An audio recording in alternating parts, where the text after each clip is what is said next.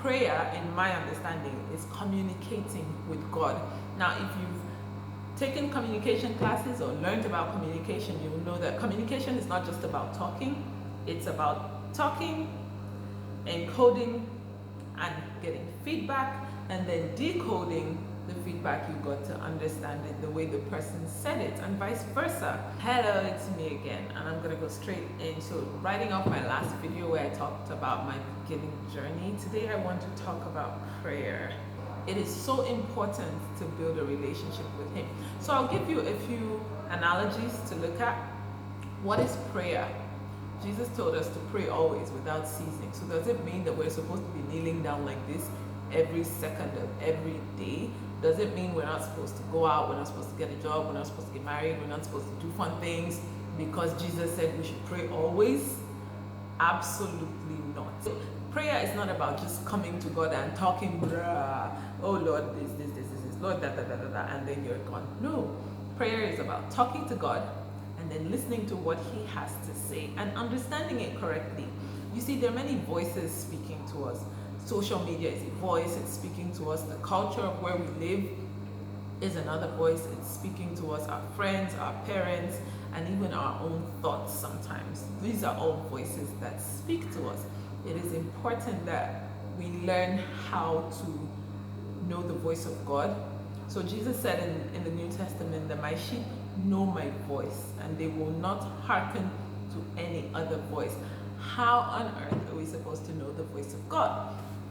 So in the Old Testament, we have situations where they would hear an audible voice or there was some miraculous happening and they just knew that, ooh, God is talking to us.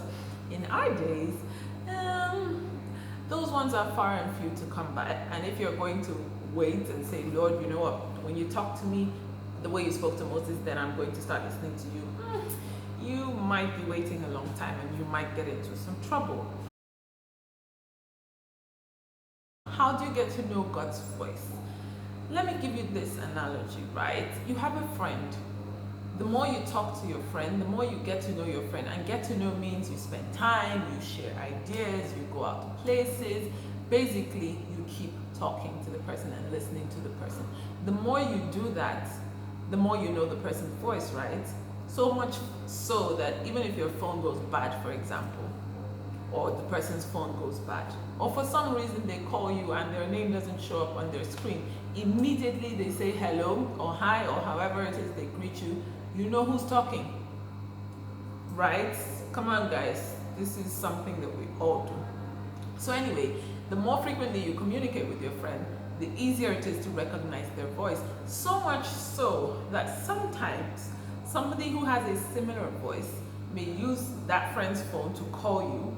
In the course of the conversation, they may say things and then initially you may think that's your friend, but then they start saying things and then you begin to realize, no, that's not how my friend thinks. That my friend would not say something like that. My friend doesn't believe in something like that. How do you know that? Because you've spent time and you've built a relationship with your friend. It's the absolute same thing with God. You have got to build a relationship with Him so that you can know His voice. I was in a bus one day while I was in university, and a little child behind me made an exclamation and she said, Jesus. She exclaimed, Jesus. And I turned around and I said, yes. And I kid you not, immediately I said yes. I thought, Zeta, keep quiet, you're not Jesus. So I quickly turned back, feeling all shy and ashamed, like, why would you answer and stuff like that. But that's exactly what it is. The more time you spend with Him, reading His Word, talking with fellow believers, just basically inviting Him into every aspect of your day. Oh Lord, I'm going to work, come with me, let's go look at the task that my boss assigned to me. I'm going to have fun with my friends, we're going kayaking, Lord, come, let's go. The more you do that, the more you get to know His voice. Jesus said, my sheep know my voice and they will not listen to another. Another analogy is this. A shepherd, right? Or even if you have a pet. Let's say you have a pet, you have a dog. That dog only responds to commands from voices that it knows.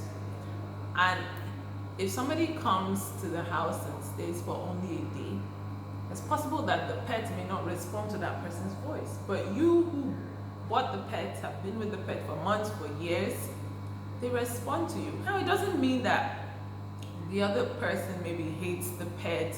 It just means that the dog doesn't know who that person is, so doesn't recognize that voice as a voice that I can trust. And if you're going to have an effective life on this earth as a Christian, you have got to be able to hear from God, more so in these days, because a lot of the things that God says we shouldn't do, that God considers sin, are normalized. Take sex, for example. God says we shouldn't commit adultery. God says fornication is a sin. Fornication is sex before marriage. And it's normal in our world. Sadly so. Very sadly so, but that is what it is. So it's going to be very difficult if you're not able to discern and to hear God's voice, to live in a way that pleases Him. Now, you can choose to live in a way that pleases you.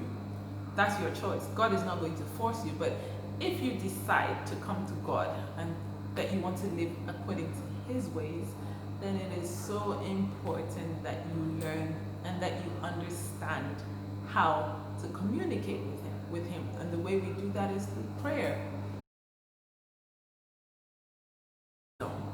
Sometimes there's so many decisions to be made, and I'm just like, Lord, which one do I do? Do I go left? Do I go right?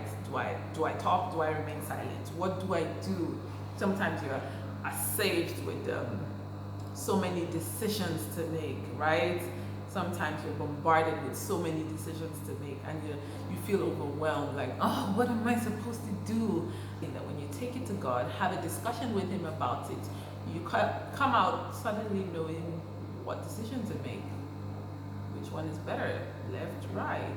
And so He gives you wisdom. Prayer gives you wisdom because, like I said, using the analogy of a friend, if someone is trying to impersonate that friend, from the person's thought patterns and words that they say, you will know that it's not your friend. So it's the same thing with God. When you communicate with Him, what wasn't clear to you before, because of all the many things bombarding your senses, suddenly becomes clear, because now you've shut all that out and you're like, Father, what do you think about this? What do you think I should do here? What do you think I should do there?